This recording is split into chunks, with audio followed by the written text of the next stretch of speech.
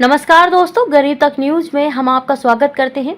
दोस्तों, यूपी से भाजपा के लिए बहुत बुरी खबर आ रही थी, जहां राजपूत, त्यागी, सैनी सहित कई ओबीसी और सामान्य वर्ग की जातियां बीजेपी के खिलाफ होकर भाजपा का गणित बिगाड़ रही हैं। अब महाराष्ट्र में भी बीजेपी के लिए राह कठिन होती जा रही है। कठिन ही नहीं बल्कि यूं कहें कि बहुत चिंताजनक स्थिति बन रही है। ग्राउंड रिपोर्ट की खबरों के मुताबिक महाराष्ट्र में इस बार उद्धव ठाकरे और शरद पवार के प्रति जनता में सहानुभूति की लहर चल रही है। महाराष्ट्र की जनता को लगता है कि भाजपा ने वहां शिवसेना और शरद पवार की पार्टी को तोड़कर अच्छा काम नहीं किया। जनता में इस सहानुभूति लहर से भाजपा खेमे में बेचैनी बढ़ गई है।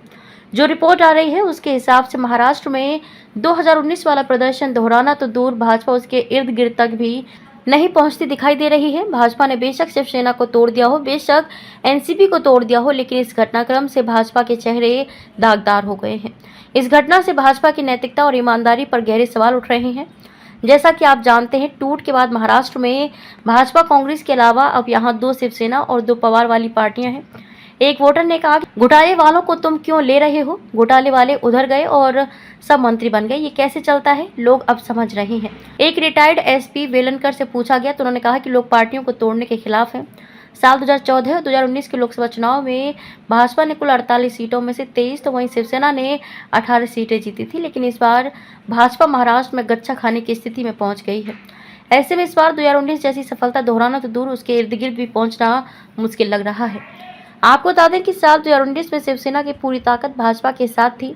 आज शिवसेना और राष्ट्रवादी कांग्रेस पार्टी के एक हिस्से उसके साथ हैं, जबकि राज्य में शरद पवार और उद्धव ठाकरे के प्रति सहानुभूति की लहर की बात कही जा रही है।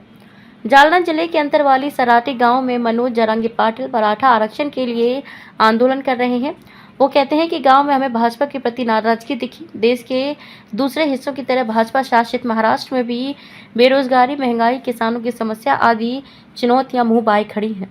महाराष्ट्र में एक वक्त मुख्य मुकाबला कांग्रेस और शिवसेना भाजपा के बीच होता था। साल 2019 में भाजपा शिवसेना गठबंधन ने 41 सीटें मिली थी। एक मराठी अखबार लोक सत्ता के संपादक गिरीश कुबेर ने बताया है कि पार्टियों में टूट फूट के कारण इस बार भाजपा या एनडीए के लिए 2019 की सफलता दोहराना मुश्किल है। उनके मुताबिक राज्य में उद्धव ठाकरे के मुकाबले एकनाथ शिंदे की पहुंच सीमित है। वो कहते हैं कि भाजपा को लगातार सभी ठाकरे समर्थक शिंदे की तरफ हो जाएंगे, लेकिन ऐसा नहीं हुआ। भाजपा को अब एहसास हुआ है कि अजीत पवार का असर सिर्फ पूना जिले तक ही सीमित है। लोगों में ऐसी सोच बैठ गई है कि पार्टियों में तोड़फोड़ कुछ ज़्यादा ही हो गई है। मराठी मानुस को हमेशा दिल्ली से चुनौती मिलती है। पार्टी कार्यकर्ता ये भी देख रहे हैं कि कल तक जिन्हें भाजपा भ्रष्ट कहती थी, आज वो भाजपा के साथ खड़े हैं। वरिष्ठ पत्रकार सुधीर सूर्यवंशी के मुताबिक लोग भाजपा से ज़्यादा एकनाथ शिंदे और अजीत पवार से नाराज हैं कि उन्होंने टूट में हिस्सा लिया। उनके मुताबिक इस तोड़फोड़ की घटनाक्रम ने भाजपा को लंबे समय के लिए नुकसान पहुंचाया है। एक महिला शोभा कार्ले एक पत्रकार से कहती हैं कि पार्टी को तोड़ना गलत हुआ। जिनकी पार्टी थी उनसे पार्टी छीन लेना बहुत गलत बात हुई है। उनके साथ खड़ी महिलाएं भी उनसे सहमत थी। शिवसेना और एनसीपी में टूट के लिए सुप्रिया सुले ने इनकम टैक्स, सीबीआई और ईडी को जिम्मेदार ठहराया। विश्लेषकों के अनुसार पार्टियों में टूट के कारण कई लोगों में ये छवि बनी है कि भाजपा पार्टी परिवार तोड़ने वाली पार्टी है और ये छवि भाजपा के लिए बड़ी चुनौती है। भाजपा उम्मीदवार नवनीत राणा कहती हैं कि जिनकी पार्टियां टूटी उनकी करतूतों से टूटी, मगर इतना कहने से जनता उनकी बात पर भरोसा कैसे करे। जनता से कुछ भी छुपा तो नहीं है। भाजपा के सामने एक और बड़ी मुश्किल ये है कि राज ठाकरे भाजपा को बिना शर्त समर्थन देने आ गए हैं। इस वजह से एनडीए को उत्तर भारतीय वोटों के नुकसान होने की बात कही जा रही है। महाराष्ट्र के एक वर्ग में ये भी सोच है कि कथित राजनीतिक या दूसरे कारणों से राज्य में आने वाला बड़ा निवेश महाराष्ट्र में न रुककर गुजरात की ओर शिफ्ट हो रहा है, जो एक राज्य के विकास और संप्रभुता के लिए अच्छे संकेत नहीं है। महाराष्ट्र में करीब 28% मराठा वोट बताया जाता है और पिछले कुछ वक्त से मराठा आरक्षण की मांग ने जोर पकड़ी है।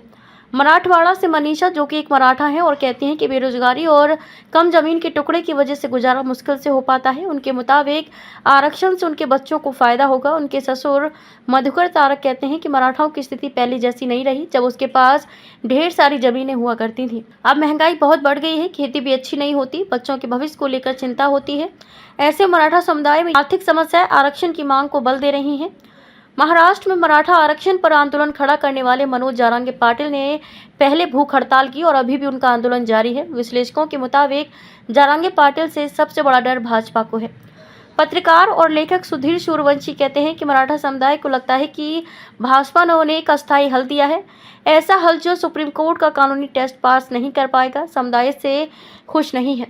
मराठा समुदाय के कई लोगों को ओबीसी कुनवी जाति का सर्टिफिकेट देने से ओबीसी खुश नहीं है। उन्हें लगता है कि इससे संघर्ष बढ़ेगा। भाजपा के लिए ये डबल वहमी या दोहरा झटका है।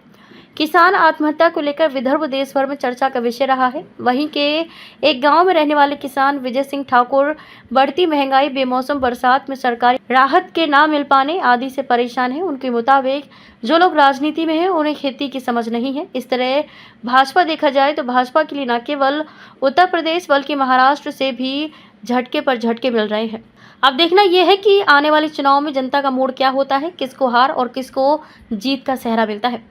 दोस्तों, आप इस बारे में क्या सोचते हैं, कृपया कमेंट करके जरूर बताइएगा। और अगर आपने अभी तक चैनल को सब्सक्राइब नहीं किया है तो कृपया सब्सक्राइब कर बेल आइकन दबा दीजिए। तो फिर मिलते हैं किसी दूसरी खबर के साथ। अपना ख्याल रखिए। धन्यवाद।